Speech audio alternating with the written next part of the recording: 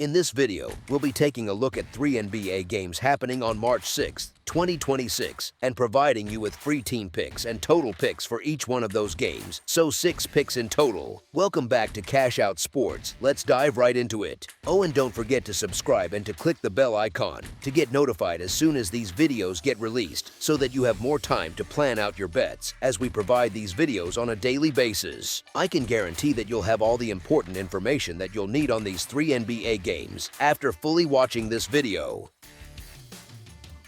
One more thing before we start: if you would like to gain access to our best exclusive sports picks to take your journey to the next level, then check out our Patreon in the link down below, where we offer our best single picks, parlay picks, and much more. Now let's get started.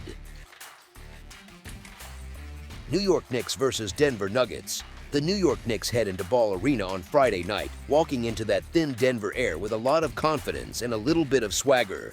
They just handled the Raptors, took a step back against the Thunder, and already have the Lakers circled as their next test. But the big headline is simple: they have won 15 of their last 20 games, and that kind of run changes how everyone looks at you. Denver is coming from a very different lane, but they are still dangerous in a way that never really goes away in that building. They just picked up wins over the Jazz and the Lakers. They have the Thunder on deck, and even though they have only split their last 6 outings, there is a sense that their rhythm is starting to steady a bit. It is not flawless basketball, but it is the kind of stretch where you can feel a team trying to climb back toward its own standard. In terms of bodies, the Knicks are keeping things fairly familiar. Miles McBride has been ruled out again, which trims a bit of their guard depth and defensive pressure, and Josh Hart is sitting in that uncomfortable, questionable space that keeps coaches and bettors refreshing their phones. Hart matters because he is one of those glue guys who fills gaps without needing plays called for him, so his status is not just a footnote, it tweaks how flexible their rotation feels. On the other side, the Nuggets have their own list, but it comes with more optimism. Peyton Watson is ruled out, so they lose some length and energy, yet the expectation is that Cameron Johnson, Spencer Jones, and Aaron Gordon are back in the mix, which is a pretty big swing, and the help is on the way direction. Getting Gordon back, even with some rust, changes their physicality and their ability to attack mismatches inside, and having more forwards available simply makes their lineups look more like what they intended at the start of the season. These teams already gave us a wild one earlier in the year, a 134-127 double overtime win for the Knicks back on February 4th, and that kind of game sticks in everyone's memory. It told us that New York can hang in Denver for 48 minutes and beyond, and it also reminded us that this Nuggets group, even when banged up, almost never lets go of the rope at home. So now you get a spot where the Knicks arrive as the road favorite, and honestly, with their recent form, that part is not a shock. Win 15 out of 20, and the market is going to treat you with a lot of respect, even in a tough gym. At the same time, the Nuggets are in that second game of a back-to-back, which looks rough on paper, but it is softened by the fact that they are actually getting healthier rather than more depleted, and that is not the usual back-to-back storyline. There is also the simple reality that you hardly ever see Denver catching points at home. It has happened more this season because of the injuries, sure, but historically this building tilts in their favor, and people are far more used to looking at them as the solid, almost automatic side in front of their own fans. So when you blend a rare home underdog tag with improving health and the possibility of Gordon stepping back on the floor, the case leans toward trusting that familiar mile-high comfort zone rather than betting that the road favorite keeps steamrolling everyone in its path. As our first pick for this matchup, the Denver Nuggets to cover the spread as underdogs is our full game side pick. The Knicks are averaging 117.1 points on 47.2% shooting and holding opponents to 110.8 points on 45.7% shooting, which is a nice blend of competent offense with a defense that still shows up most nights. They are knocking down 37.5% of their threes and hitting 78.3% at the free throw line, so when they create good looks, the efficiency is more than respectable. They also pull in 45.9 rebounds per game and hold opponents to 35.6% from deep, which means they usually get a fair share of extra chances while not giving up a barrage of easy threes. Denver lives in an even louder scoring world. The Nuggets are putting up 120.3 points per game on 49.2% shooting, which is top-tier scoring with real touch across the floor, and they allow 116 points on 46.7% shooting, so their games tilt more toward trading buckets than grinding stops. From beyond the arc, they are at 39.2%, and from the stripe, they are at 80.5%, numbers that paint the picture of a team that punishes you if you are late on closeouts or careless with fouls. They grab 43.4 rebounds a night and keep opponents at 35% from 3, so even while they give up points, they are not getting completely run off the floor in the effort categories. Put those two stat lines together and you see why it is so easy to imagine another busy scoring night. New York brings a steady offense that does not waste too many trips. Denver brings firepower that pushes the pace of the scoring, and both teams have enough shot making from deep and at the line to turn even small runs into big swings. That earlier double overtime meeting, the one that finished at 134-127, is the extreme example, but it also shows what happens when both sides settle into rhythm and the game stays close enough that the main scorers keep getting chances late. With the Nuggets coming off a back-to-back, legs on defense can be a little slower even if the mind is willing, and that often shows up first in closeouts and box-outs rather than effort on offense. The Knicks, with their ability to score efficiently while competing on the glass, are well positioned to take advantage of those little cracks, and Denver's natural tendency is not to slow things down and turn it into a slog. It is to respond with more offense. So you get a setup where both teams' strengths lean toward putting points on the board, and the mix of shooting percentages, free throw reliability, and previous fireworks between these two makes a high-scoring script feel more like the default than the exception. As our second pick for this matchup, over the projected total is our full game total pick. Los Angeles Clippers versus San Antonio Spurs. The Los Angeles Clippers head into the Frost Bank Center on Friday night to take on the San Antonio Spurs in a matchup that suddenly feels a lot more interesting than it looked a couple of months ago. The Clippers have taken care of the Pacers, and the Warriors have the Grizzlies waiting next on the schedule, and they have quietly stacked wins, taking 24 of their last 34 games to put themselves in a pretty strong rhythm. San Antonio is not exactly easing into this one either. The Spurs just beat the 76ers and the Pistons. They see the Rockets next, and they have ripped off 18 wins in their last 22 games, which is the kind of heater that changes the whole vibe of a building. You can feel it in games like that Pistons blowout, where the focus is sharp from the opening tip and every early run just snowballs with the crowd riding along. Both sides walk in with some notable absences, which creates that push and pull you always get before you click a bet slip. The Clippers are still without Darius Garland, John Collins, and Bradley Beal, so they are missing three big names that would normally soak up shots and touches. Yet the group that is on the floor has already shown it can win and cover at a high clip, and there is something about a rotation that has settled into its roles that can actually feel more stable, even if the roster is technically short-handed. The Spurs have their own injury list, with Harrison Barnes, Mason Plumlee, and David Jones-Garcia ruled out, so even this hot run has not come with a fully stocked bench. They have managed to keep the machine rolling, though, which is why they are being talked about as one of the hottest teams in the league right now, especially after torching the Pistons. It is the classic situation where the market starts to price not just what the team is, but what it has looked like at its absolute best over the last couple of weeks. There is another twist here. These teams have not faced each other yet this season, so there is no fresh head-to-head film of this exact version of the Clippers versus this exact version of the Spurs. In spots like that, you see bettors lean harder on form, scheduling, and rest, and that is where things get interesting. San Antonio keeps piling up wins and logically should be favored on its home floor, but the Clippers bring a rest advantage and a long memory. They have taken 9 of the last 10 meetings against the Spurs, so the history between the logos points the other way. The Spurs are also walking into this one on the second night of a back-to-back after that big emotional win over Detroit. That Pistons game felt like one of those nights where everything clicks from the start, the energy is high, the shots fall, and the focus is laser sharp.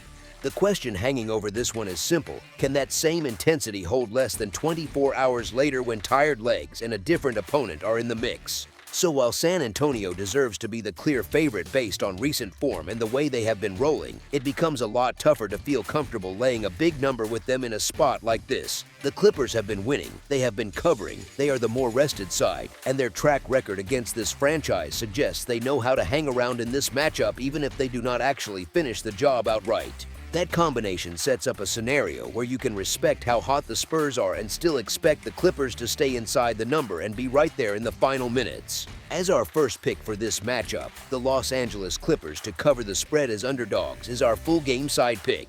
The Los Angeles Clippers are averaging 112.1 points on 47.9% shooting, and they are allowing 112.1 points on 46.4% shooting, which screams balance more than it screams track meet. From beyond the arc, they sit at 36.1%, and from the free throw line, they are cashing at 83.3%. So when they get clean looks or earn trips to the stripe, they usually make those chances count. They allow opponents to shoot 36.7% from deep, and they grab 40.9 rebounds per game, which keeps them from getting completely overwhelmed by second chance points or three-point barrages. The Spurs lean a little more toward offensive fireworks on paper, but there is still some control baked into their numbers. San Antonio is putting up 118.5 points per game on 47.8% shooting, so they can score in bunches, yet they are allowing 111.9 points on 45.3% shooting, which is not exactly soft on the defensive end.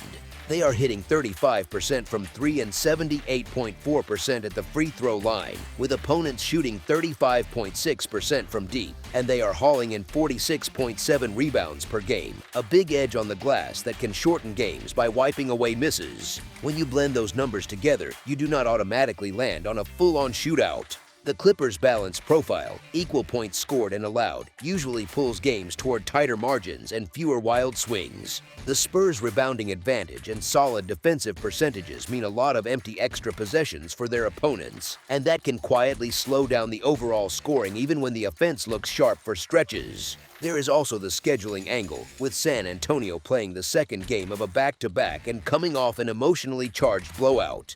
Fatigue often shows up on offense first, not just in missed jumpers, but in slightly slower cuts, less precise spacing, and fewer hard drives that create free throws. Coaches in that situation sometimes lean into more half-court sets, more controlled possessions, and a little more patience, which all acts like a lid on the total number of points that get scored.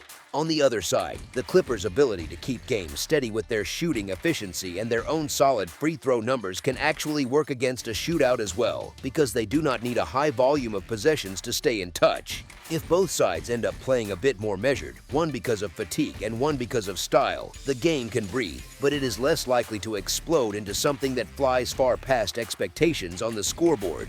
All of that makes this matchup feel more like a spot where the offenses will have their moments, but the combined effect of schedule, rebounding control, and balanced scoring pushes the final total toward the lower side of what people might be imagining when they hear these team names. As our second pick for this matchup, under the projected total is our full game total pick.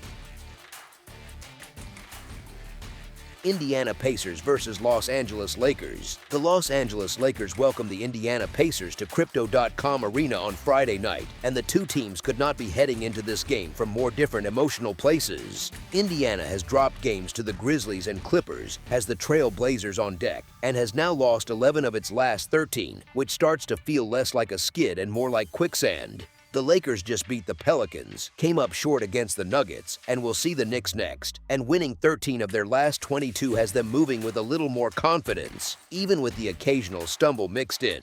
For the Pacers, the story has turned pretty grim over this 7-game losing streak. All 7 have gone into the loss column, the last 4 by double-digit margins, and that kind of stretch wears on a locker room because every run from the other side feels bigger than it really is. They were blown out by 23 against the Clippers on Wednesday, even though Pascal Siakam poured in 29 points, which tells you that one good scoring night is not covering up the holes right now. To make things trickier, Siakam is sitting in that day-to-day category with a wrist concern, so there is a real chance their best offensive option might not be at full strength or might not play. He is not alone on the report either, as key contributors Nembhard and Nesmith are already out, which leaves Indiana short on reliable playmakers and wing help in a matchup where they could use every healthy body they can find. Their history against the Lakers does not offer much comfort. They have beaten Los Angeles only once in the last 6 meetings, and against the spread at Crypto.com Arena they have covered just 2 times in 11 visits, a brutal 2-9 mark that makes this building feel like bad news before the ball even goes up.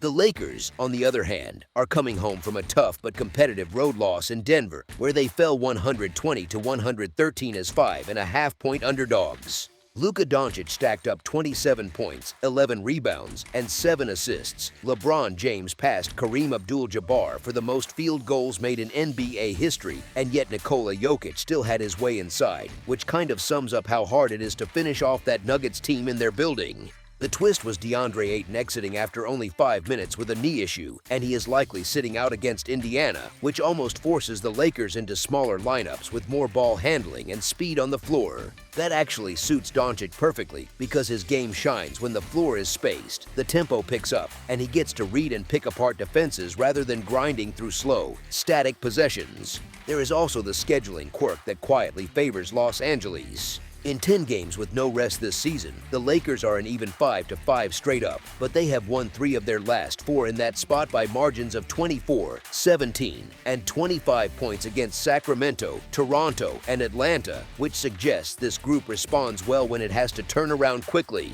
Indiana's net rating over this 7-game slide sits at -15.3, and only 2 teams in the entire league have been worse over that stretch, a sign that they have not just been losing, they have been getting outplayed on both ends almost every night. Put that together with their injuries, their poor record in this building, and a Lakers squad that has shown it can handle quick turnarounds, and it points toward Los Angeles not only taking care of business, but doing it with enough of a cushion to finish comfortably in front of the home crowd. As our first pick for this matchup, the Los Angeles Lakers to win and cover the spread as favorites is our full game side pick. The Pacers average 111.3 points per game on 45% shooting, but they give up 119.3 points on 48.7% shooting, so opponents are finding clean looks far too often. They hit 34.8% of their threes and 76.7% at the free throw line, which is fine, but not enough to erase the defensive slippage, and they allow only 34.2% from deep while pulling down 42.3 rebounds per night, which sounds decent until you remember how many easy shots they allow inside the arc. The Lakers sit on the other side of that statistical balance, but even they are not exactly turning every night into a scoring festival. They put up 115.5 points per game on an efficient 49.8% shooting, yet they also allow 115.9 points on 48.6% shooting, so their contests often settle into tight margins rather than wild blowouts. From beyond the arc, they shoot 35.2%. They are at 76.9% from the free throw line, and opponents hit 36.5% of their threes while the Lakers collect 40.8 rebounds per game, which hints at a lot of traded baskets and not a lot of extra possessions. When you combine these numbers with Indiana's current form, the picture gets a little clearer. That -15.3 net rating over the last 7 games shows that their offense has not been strong enough to keep up with the points they are surrendering. And long scoring droughts tend to drag totals down even when the other team is playing well. If Siakam is limited or out, those offensive lulls become even more likely because so much of their scoring load is already falling on his shoulders with Nembhard and Nesmith unavailable. The Lakers might play smaller without Ayton, and that sounds like a recipe for more pace, but it can also mean more jump shots, more perimeter possessions, and more missed looks when tired legs from the back-to-back start to creep in. In games like this, where one side is struggling to generate efficient offense and the other, even when favored, is juggling its own rotation tweaks and short rest, it is very easy for the flow to tilt toward long stretches of half-court basketball that look good on film but do not explode on the scoreboard. Both teams have enough talent to put together runs, but the recent data and the current health picture lean toward a matchup where those bursts are balanced by empty trips, leading to a final score that lands on the lower side of what these names sometimes suggest. As our second pick for this matchup, under the projected total is our full game total pick. That's all for now, so if you have any other games you would like reviewed, then leave a comment down below with the game you would like analyzed, subscribe to our channel, leave a like on this video, and we'll get to it as soon as we possibly can. We would also love to hear your opinion on the picks presented to you in this video, whether you agree or disagree with them, so leave a comment down below and do let us know.